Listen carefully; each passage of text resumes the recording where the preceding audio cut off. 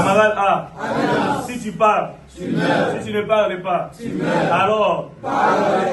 merci beaucoup. Déclaration officielle de l'intersyndicat de l'administration publique de Kinshasa du 10 avril 2026. Nous, représentants des cadres et agents de l'administration publique de Kinshasa, unis par le destin et par l'histoire autour des questions majeures qui touchent la situation administrative et pécuniaire de l'ensemble du personnel urbain, animés par notre volonté commune de bâtir au cœur de la ville de Kinshasa une administration forte, puissante et prospère, fondée sur une véritable justice sociale, neutre et impartiale.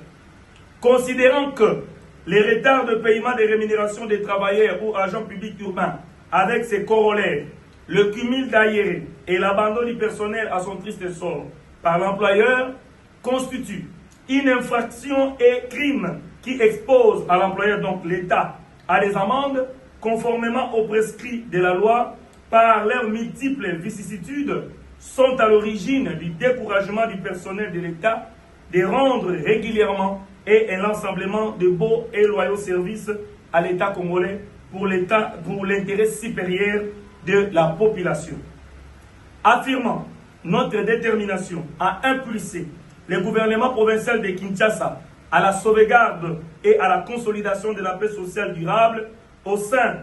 de l'administration publique urbaine de Kinshasa par le paiement régulier des rémunérations du personnel tant politique qu'administratif urbain, aux fins de permettre aux familles des agents urbains de répondre aux besoins alimentaires, scolaires et sanitaires de leurs enfants et tant d'autres. Conscients de nos responsabilités devant Dieu,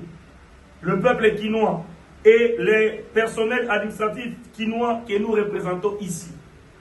Considérant que, depuis la signature du protocole d'accord portant mise en place du cadre de concertation permanent entre le gouvernement provincial de Kinshasa et l'intersyndicat de l'administration publique urbaine, scellé le 10 mars 2026, en vue d'examiner les questions liées aux ressources humaines de la ville de Kinshasa, ainsi que des avantages inhérents de ces dernières, de nature à favoriser un bon climat social pour lesquels les travaux proprement dits sont bloqués jusqu'à ce jour pour des raisons non encore élucidées. Ce qui démontre davantage la franchise obscure et sournoise de notre partenaire, à l'occurrence l'exécutif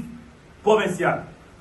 Considérant que, par la lettre séparée, notre structure a saisi le gouvernement provincial pour le respect des engagements pris depuis le 19 février 2026 au cours d'une réunion avec le ministre provincial des Finances, qui rassurait au banc syndical que cette année, aucune irrégularité ne sera constatée dans le paiement des rémunérations, ni moins le cumul des aérés, comme dans les années antérieures.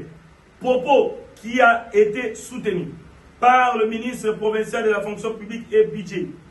de la ville de Kinshasa en date du 23 février 2026 dans une réunion présidée à l'intention des bancs syndicaux.